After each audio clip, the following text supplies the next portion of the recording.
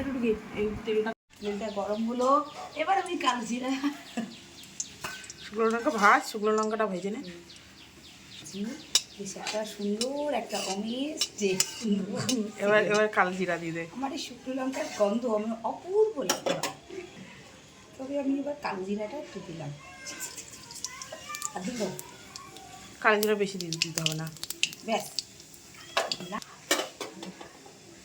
মাছটাকে আমি কালো সর্ষে সাদা সর্ষে বাটা দিয়ে কাঁচা তেল দিয়ে মেখে এবার সোমবার আছে, এবার দিয়ে দেবো, ঢেলে দেবো। আমি সোমবার দিতে। ব্যাস, এবার এটা ঢাকা হয়ে 5-10 মিনিট ফুটলেই আমাদের সর্ষে ইলিশ রেডি। একটু সাজিয়ে দিলাম, মশলাটা দিয়ে দে।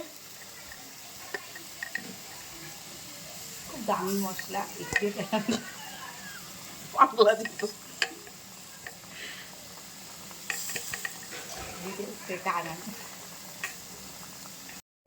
এবার স্টিমটাকে কমিয়ে এবার আমি এটাকে ঢাকনা দিয়ে ঢেকে দিই, ব্যাস আস্তে আস্তে হতে থাকে।